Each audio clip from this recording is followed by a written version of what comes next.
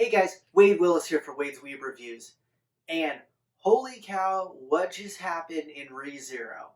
Um, by far the most wild episode, and they keep outdoing themselves. This one, I don't know if I can say it's my favorite episode, but it was the most confusing to me, and we actually learned a ton this episode. And this episode's titled The Value of Life, and when I saw that was the name of the episode, I was like, shit's about to go down for sure. So Subaru, we pick up where Subaru he's with Ram and Otto. He's just escaped, and he kind of tells them, "Hey, I need to go back and talk to Roswell." While he's with Roswell, he straight up asks, "Hey, is Beatrice part of the witches cult? I saw her with that thing that she called the gospel, and it looks like the gospel, the witches cult gospel." And he finds out she actually has what it is a book of the future, which is very interesting. Other than in a bunch of ways, actually, and it's one of two. There's another book that's also similar to that. Now, does this book is everything written in it in stone, or is it a living, breathing document? So my thoughts are, it tells the future of the timeline that Subaru's in. Um, and I'm sure that Subaru somehow messes with this thing, and once he readjusts things, I really have a feeling that this book's being written as it's going. So that would make the most sense. Otherwise, it would be really silly if everything was already written in the book. But maybe that would be why Beatrice maybe has more of a soft side towards Subaru. Maybe she sees everything that Subaru's gone through. But I kind of doubt it. I think it's something that is progressing slowly, that book. Um, then Subaru asks how to get Beatrice on their side, which is super important. And I have a feeling Beatrice is a lot stronger than we even realize. And basically, he gets the same line that he's told before, where he's supposed to say, Roswell said you have to ask the question to her. And once Beatrice asks a question, Subaru's supposed to respond with, I am that person. And you find out that Beatrice has a contract that basically, once those words are spoken, she has to basically join with whoever says like I am that person. That's how I understood it. Then you go back to Subaru, goes back to Otto and Ram. They're going to try to leave. Ram agrees to leave with Subaru and Otto, but they don't have enough room on Subaru's Dragon. Garfield shows up, not in a good mood, obviously. Homeboy is always pissed off and he's glowing in red. Not a great sign. Then, basically, he starts threatening them. Otto realizes shit's about to hit the fan, takes Subaru off with the dragon, and then Otto starts doing this weird whistle, and then this whole network of people is leading Subaru, Otto, and the dragon through to the exit. Now, and there's this huge gust that like knocks them over, and then you see, and I had a feeling that Garfield was going to be stronger than his half sister, and I was right. Homeboy looks like he is basically taking any type of supplement, and he is doping in any way possible. He is the biggest and scariest tiger I've ever seen. This is freakish. Super realizes we're basically screwed here. He sees tons of townspeople are dying. Subaru, my opinion, I kind of think he realizes I need to start over. This is not the right way.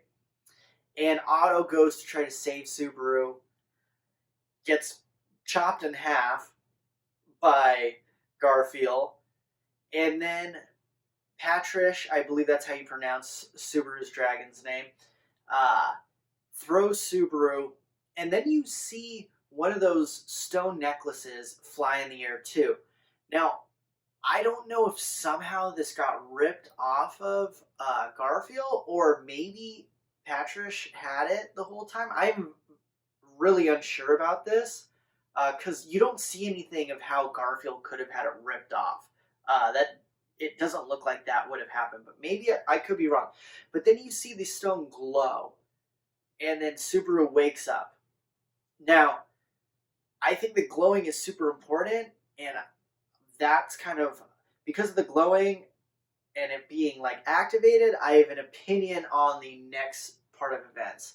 So then Subaru wakes up and there's snow everywhere.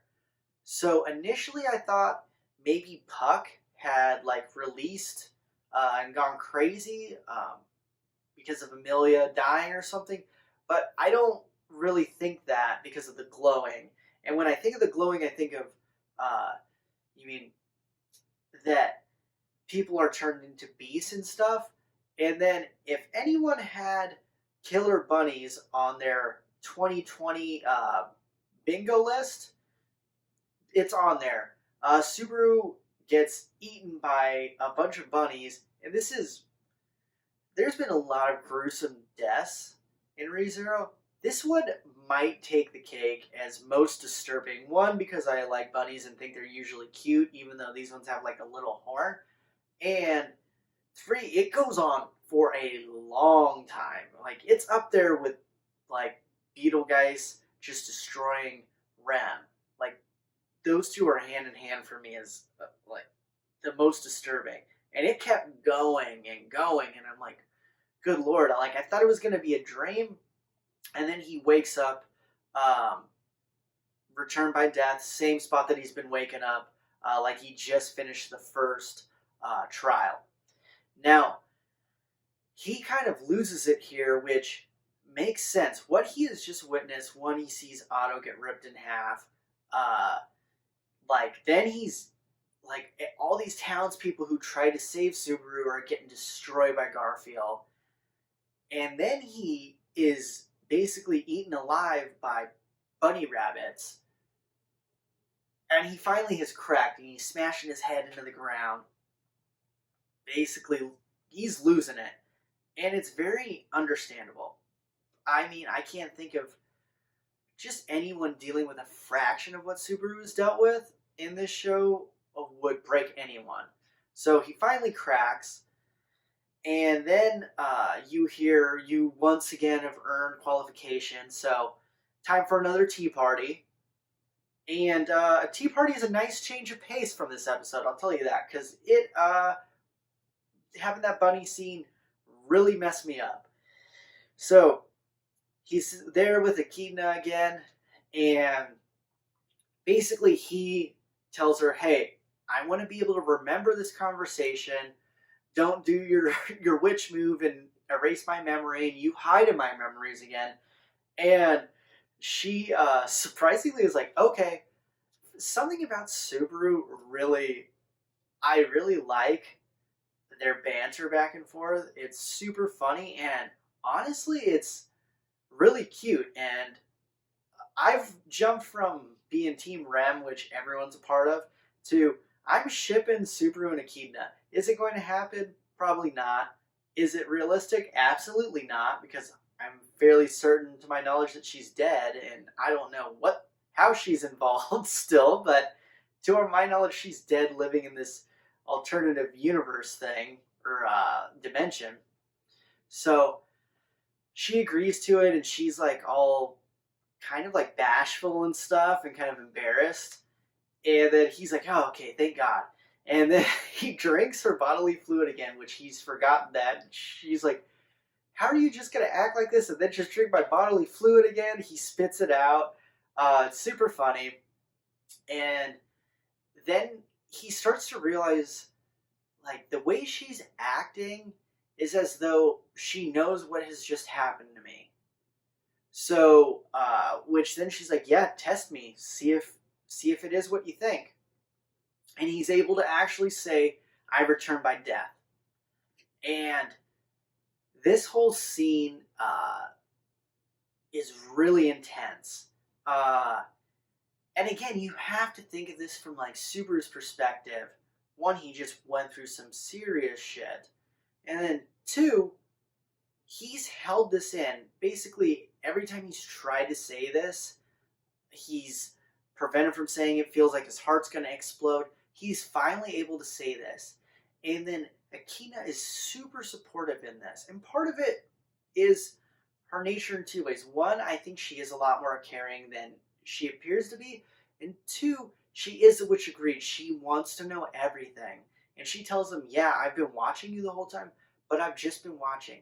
Tell me how you felt through this whole thing. Like, I'm here for you. I want to know. And Subaru's crying. She's embracing him. And it's really a touching scene.